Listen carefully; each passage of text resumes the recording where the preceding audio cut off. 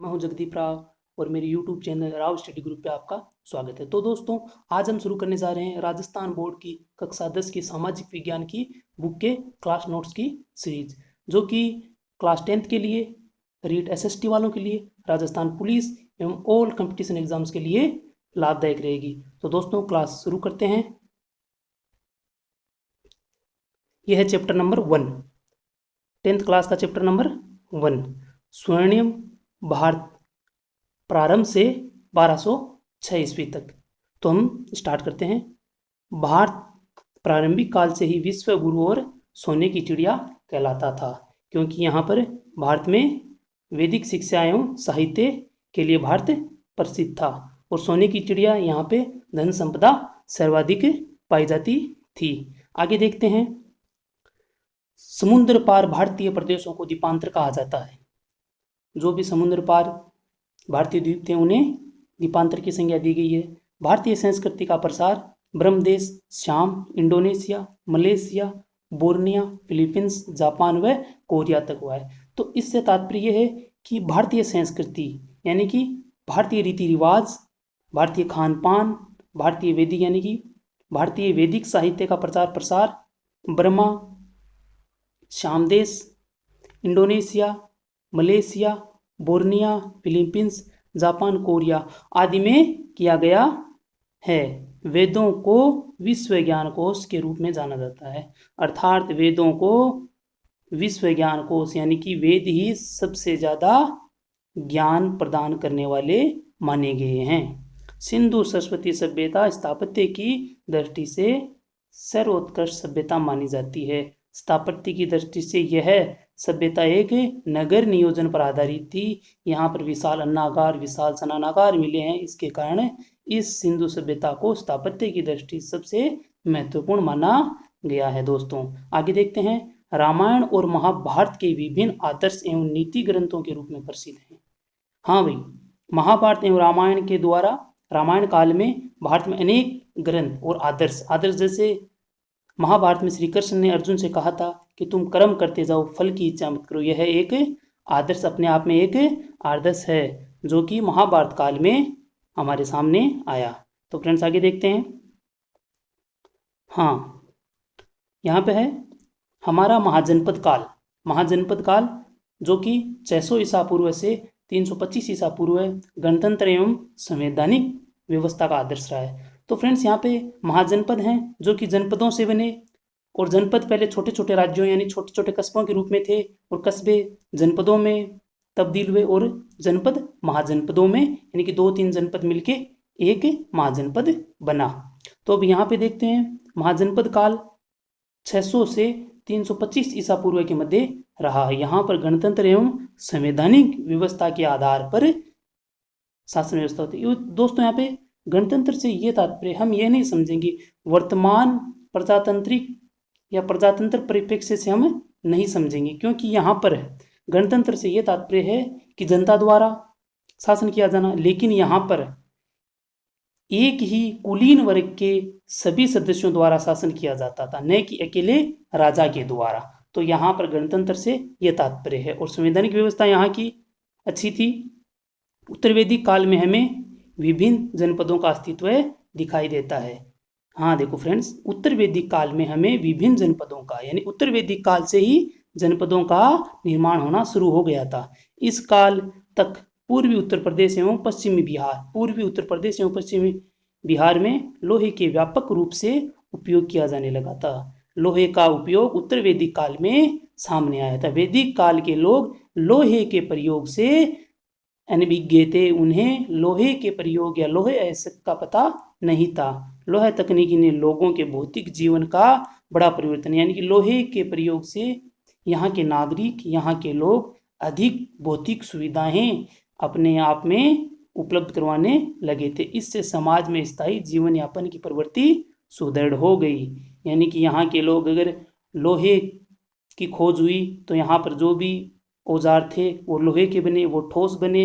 इससे यहाँ पर कृषि की जाने लगी, उद्योग धंधे हुए, औजार बने। इससे स्थायी जीवन यापन की प्रवृत्ति शुरू हुई। कृषि, उद्योग, व्यापार, वाणिज्य आदि के विकास ने प्राचीन जनजाति यानी कि उत्तर वैदिक काल में कृषि, उद्योग, व्यापार, वाणिज्य आदि का विकास हुआ और इनके विकास से प्राचीन जनजाति व्यवस्था, जो कि प्राचीन समय में एक कबीला एक स्थान से दूसरे स्थान पर फिरता रहता था या घूमता रहता था, वह व्यवस्था जर्जर बन गई, अर्थात वह व्यवस्था नष्ट होने लगी तथा छोटे छोटे जनों का स्थान बड़े जनपदों ने ग्रहण कर लिया था। छोटे छोटे जनों का यानी छोटे छोटे कस्बों का स्थान किन्होंने? बड़े जनपदों ने। 2-3 कस्बे मिलकर एक कस्बा बनाने लगे थे, इसे जनपद कहा जाने लगा। आगे देखते हैं फ्रेंड्स, ईसा पूर्व 6वीं शताब्दी तक, ईसा पूर्व 6वीं शताब्दी तक आते आते जनपद महाजनपदों में तब्दील हो गए। 6वीं शताब्दी ईसा पूर्व के प्रारंभ में सार्वभौम सत्ता का पूर्णतः अभाव था। तो यहाँ पे सार्वभौम सत्ता से यह तात्पर्य है कि 6वीं शताब्दी पूर्व से यहाँ के शासक शासन व्यवस्था केवल अपने भूभाग तक ही या अपनी जाति पर ही करना चाहते थे, लेकिन 6वीं शताब्दी ईसा पूर्व तक आते आते वहाँ के शासकों को ऐसा लगा कि हमें संपूर्ण भूभाग पर जहाँ तक हम हो सके हमें शासन करना चाहिए, साम्राज्य का विस्तार करना चाहिए। यह है संपूर्ण सार्वभौम सत्ता की अवधारणा।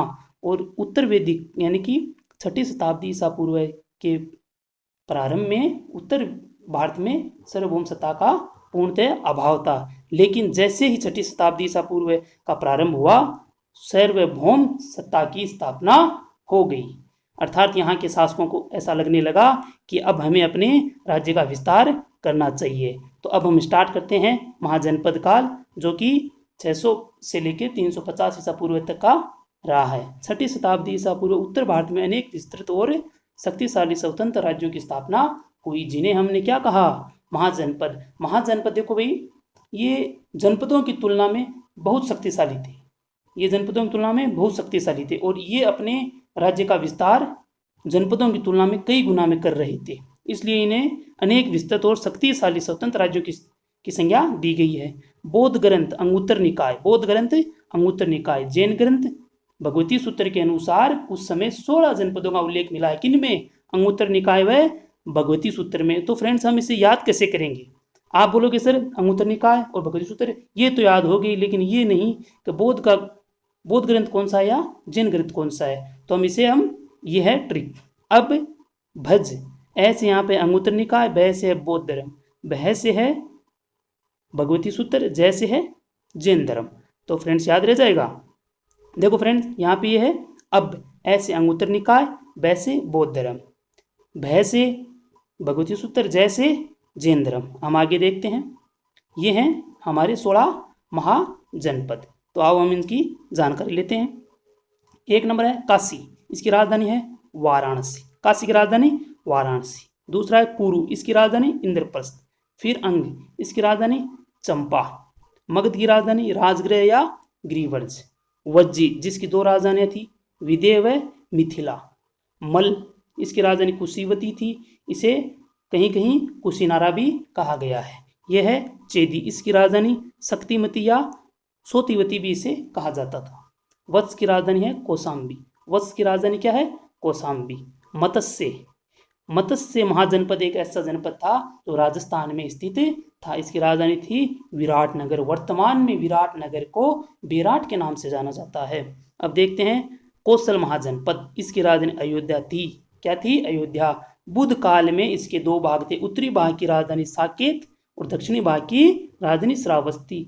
तो फ्रेंड्स एक चीज याद रखना, यहाँ पे साकेत का यानी अयोध्या का ही दूसरा नाम क्या है? साकेत है, या साकेत का ही अन्य नाम क्या है? अयोध्या है। पांचाल क्या है? उत्तरी पांचाल की राजधानी अहिच्छत्र और दक्षिण पांचाल की राजधानी कांपिल्य है। हाँ फ्रेंड्स, उत्तरी पांचाल की राजधानी क्या है? अहिच्छत्र, जिसे वर्तमान में हम नागौर के नाम से जानते हैं, वही अहिच्छत्र है उत्तरी पांचाल की राजधानी। आगे देखे हैं दक्षिणी पांचाल की राजधानी क्या है? कांपिल्य। अवंती की राजधानी, उत्तरी अवंती की राजधानी क्या है? उज्जैनी और दक्षिण की महिष्मती। अवंती की 2 राजधानी थी, उत्तरी अवंती की राजधानी क्या थी? उज्जैनी थी और दक्षिण अवंती की राजधानी क्या थी? महिष्मती थी। आगे देखते हैं सूरसेन या मथुरा, सूरसेन जिसकी राजधानी थी मथुरा। आगे देखते हैं अस्मक, या इसे असक भी कहा जाता, अस्मक या असस्क, इसकी राजधानी थी पोतन या पोटली। हाँ फ्रेंड्स याद रखना, पोतन या पोटली। देखो फ्रेंड्स जहाँ पे ये 2 नाम मिल रहे हैं ना, इन्हें आप थोड़ा सा गौर से देखना, क्या पता हम कौन सा याद कर लें और एग्जामिनर कौन सा नाम दे दे। गांधार की राजधानी थी तक्षशिला। हाँ फ्रेंड्स, गांधार की राजधानी क्या थी? तक्षशिला। कंबोज, इसकी राजधानी थी राजपुर या हाटक। राजपुर या हाटक। तो फ्रेंड्स ये हो गए 16 महाजनपदों के नाम। अब देखते हैं इनके अंदर क्या क्या मुख्य विशेषताएं थी। तो फ्रेंड्स आओ देखते हैं। इन 16 महाजनपदों में 2 प्रकार के राज्य थे। इन 16 महाजनपदों के अंतर्गत 2 प्रकार के राज्य थे। एक था राजतंत्र, यानी कि कई महाजनपदों में राजतंत्र था, कई में गणतंत्र था। राजतंत्र के अंतर्गत राजा सर्वोपरि होता था, और गणतंत्र में राजा तो सर्वोपरि था ही, लेकिन जो राजा का वंश था उसके सभी व्यक्ति मिलकर किसी निर्णय को करते थे। अगर एक व्यक्ति उस निर्णय को नकार दे तो वहां पर वह काम नहीं किया जा सकता था। कौशल, वत्स, अवंती एवं मगध तत्कालीन समय के महाजनपद काल के सर्वाधिक शक्तिशाली महाजनपद थे, अर्थात 600 से लेकर 350 ईसा पूर्व के मध्य कौशल, वत्स, अवंती और मगध सर्वाधिक शक्तिशाली महाजनपद थे, और जिनके अंतर्गत मगध सर्वाधिक शक्तिशाली था। इन चारों से भी अधिक शक्तिशाली कौन था? मगध था। अब देखते हैं फ्रेंड्स, गणतंत्र किन किन जनपदों में या किन किन वंशों में था, या किन किन जगह था। कपिलवस्तु के शाक्य, सुसुमार गिरी के भाग या भग्य, ये यहाँ की जातियां हैं या वंश हैं। अल्पक के बुल्ली, केशपुत के कालाम, रामग्राम के कोली, कुशीनारा एवं मल, यहाँ दोनों ही स्थानों पर मल राज्य करते थे। पीपलीवन के मौर्य, वैशाली के लिच्छवी और मिथिला के विदेह। इन स्थानों पर या इन शासन क्षेत्रों में गणतंत्र का अस्तित्व था।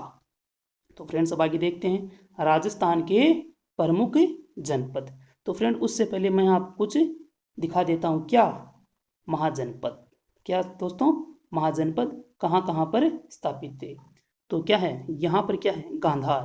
देखो फ्रेंड्स, ऊपरी क्या है? गांधार। यहाँ पर कंबोज। देखते हो फ्रेंड्स, यहाँ पर क्या है? गांधार। यहाँ पर कंबोज। ये रहा आपका कुरु, ये मत्स्य, ये सूरसेन, ये है पांचाल, ये है क्या है? कौशल, मल, वज्जी। ये क्या है? गांधार, कंबोज, कुरु, मत्स्य, सूरसेन, पांचाल, कौशल, वज्जी, मल। अब आगे देखते हैं। ये देखो आपके जो शेष रह गए, चेदी, वत्स, ये आपका काशी, मगध, अंग, और ये एकमात्र अस्मक जो कि दक्षिण भारत में स्थित महाजनपद है। ये किस नदी के किनारे है? गोदावरी नदी के अस्मक, और ये आपका अवंती।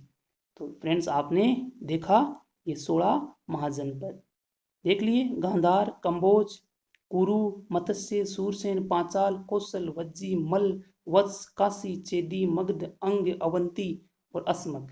ओके फ्रेंड्स, ये मैप मैंने इसलिए डाला है कि आप इसे पूर्णतया याद कर सकें। ओके फ्रेंड्स, अब देखते हैं हम राजस्थान के कुछ जनपद जो हम नेक्स्ट क्लास में देखेंगे friends. Okay friends, bye bye, take care, have a nice day.